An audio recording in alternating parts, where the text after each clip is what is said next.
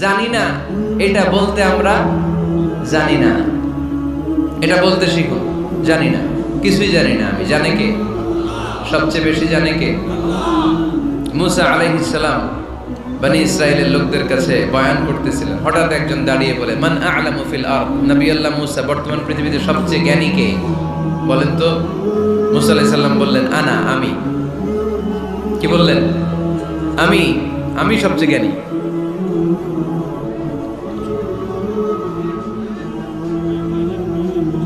কিন্তু আল্লাহ তাআলার কাছে প্রশ্নের উত্তরটা পছন্দনীয় হয়নি। মুসা আলাইহিস সালামের উত্তরটা ভুল ছিল না, ঠিকই ছিল। কারণ যেই জামানায় আল্লাহ তাআলা যাকে নবী বানিয়ে পাঠান তাকে সবচেয়ে বেশি জ্ঞান দিয়েই পাঠান, ঠিক কি না? গভীর জ্ঞানের চাইতে ভারী দামি কোনো জ্ঞান হতে পারে? কিন্তু আল্লাহ তাআলা চেয়েছিলেন মুসা আলাইহিস সালাম যেন বলে আল্লাহু আ'লাম, আল্লাহ সবচেয়ে জ্ঞানী। আল্লাহ বললেন, মুসা তুমি ঠিক বলনি, তুমি সবচেয়ে বড় জ্ঞানী না, তোমার চেয়েও বড় জ্ঞানী এই তল্লাটে আছে। ইযহাব ইলা মাজমাইল বাহরাইন, দুই সাগরের মিলনস্থলে যাও, ওখানে আমার একজন বান্দা আছে, ইসমুহু খাদির, এর নাম হচ্ছে খাদির। কি নাম? আমরা যারে বাংলায় কি বলি? খিজির, আসলে খাদির। তার কাছে যাও, তোমার চাইতেও জ্ঞানী। অনেক লম্বা চূড়া ঘটনা। তাহলে জাননেওয়ালার উপরও জাননেওয়ালা আছে, জ্ঞানীর উপরও জ্ঞানী আছে। সবচাইতে বড় জ্ঞানী, মহাজ্ঞানী একজন, চিল্লায় বলেন তিনি কে? তাহলে 4 নাম্বার, চতুর্থ পর্যায়ে কোরআন আমাদেরকে যেটা জানালো যে আল্লাহর হাবিব সাল্লাল্লাহু আলাইহি ওয়াসাল্লাম মন গড়া কথা কোনোদিন কখনো বলেন নাই।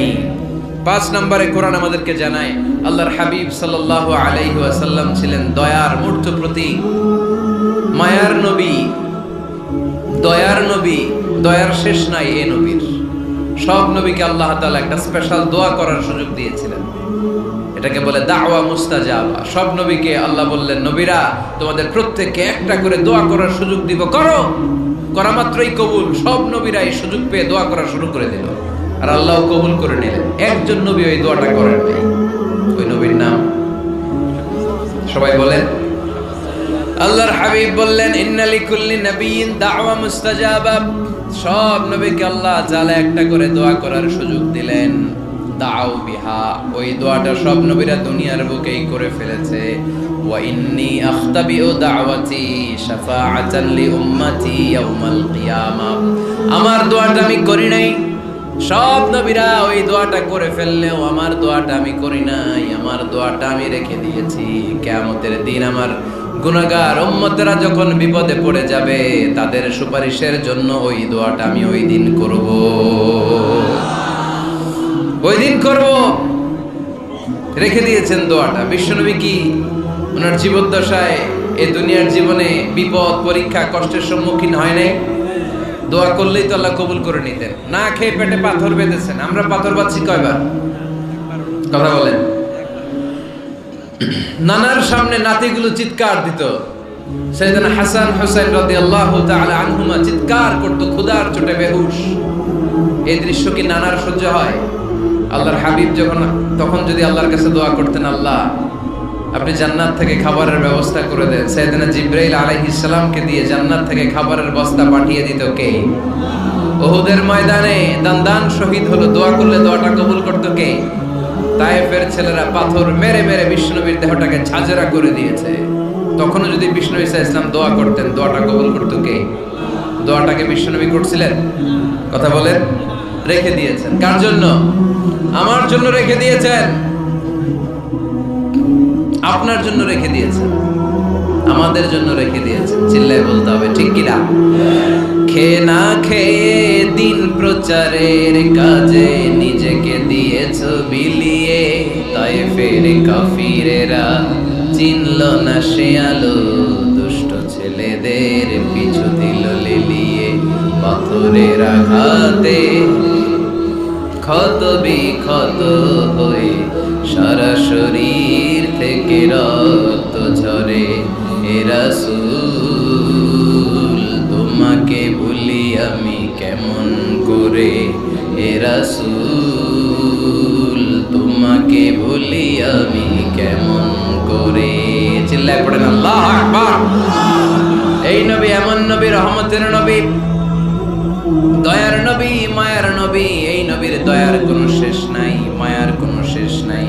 এজন্য এই নবীকে কোরআনের মধ্যে রব্বুল আলামিন রাহমাতাল লিল আলামিন বলে অভিহিত করেছে। সুবহানাল্লাহ পড়েন। ওমা আরসালনাকা ইল্লা রাহমাতাল লিল আলামিন। I have sent you as a mercy for the entire universe. নবী হে, আমি আপনাকে গোটা বিশ্বের জন্য রহমত করে প্রেরণ করেছি। রাহমাতাল লিল আলামিন, আমাদের রব হচ্ছে রব্বিল আলামিন, আলহামদুলিল্লাহি রাব্বিল। আর আমাদের নবী হচ্ছে ওমা আরসালনাকা ইল্লা রাহমাতাল লিল আলামিন। আল্লাহ কোরআনে বলছে যে নবী আপনি হচ্ছেন রাহমাতাল লিল মুসলিমিন, মুসলমানদের জন্য রহমত। এটা বলছে রাহমাতাল লিল মুত্তাকিন, নবী হে আপনি মুত্তাকিনদের জন্য রহমত।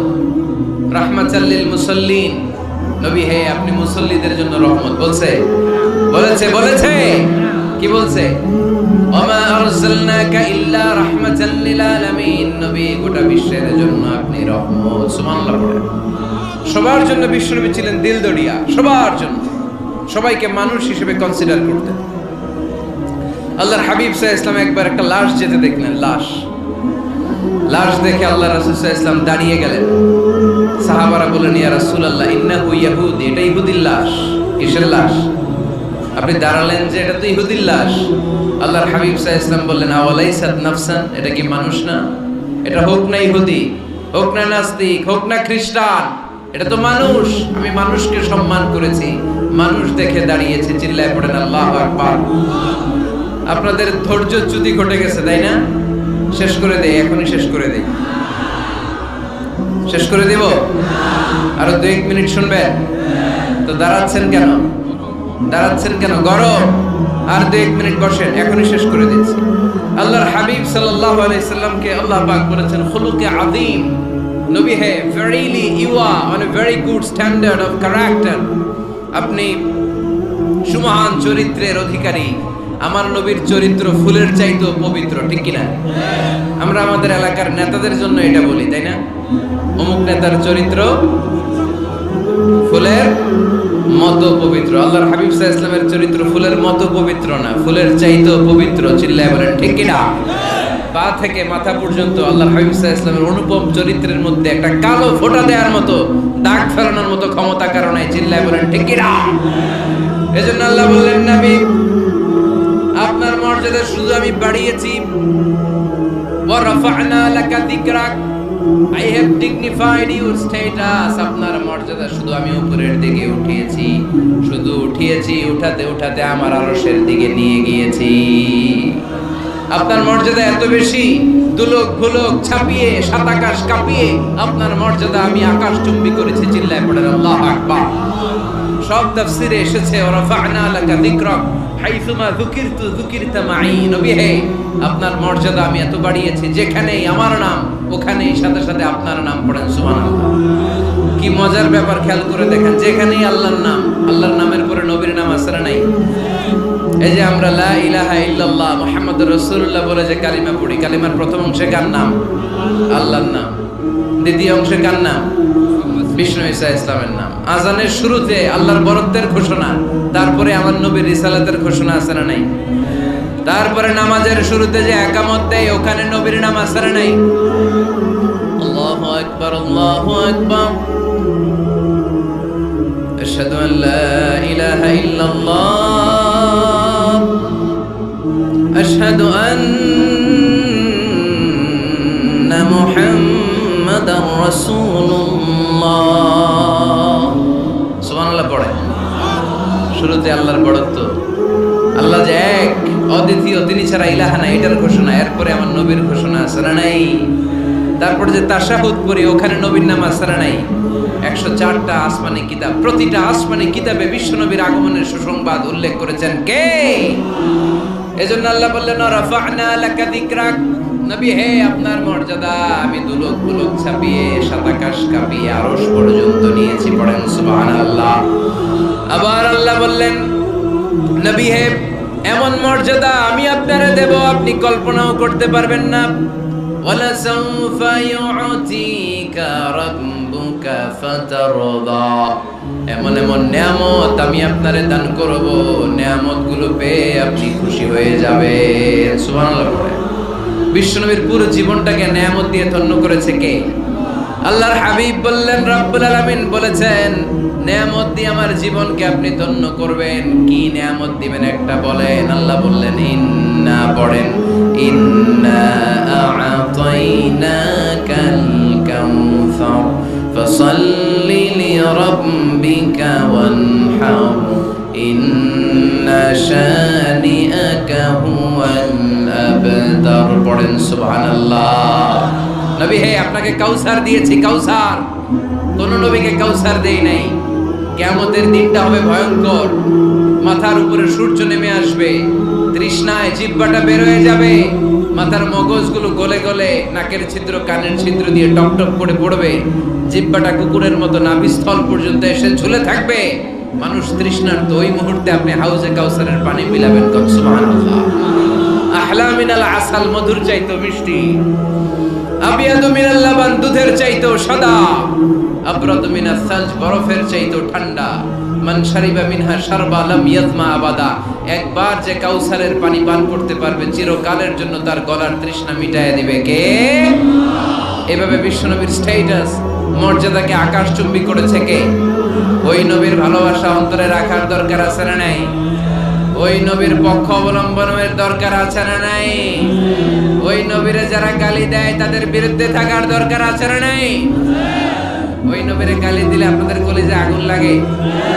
নবীরে গালি দিলে মুমিনের কলিজায় আগুন ধরে? কার কার কলিজায় আগুন লাগে হাত তুলে আল্লাহরে দেখা।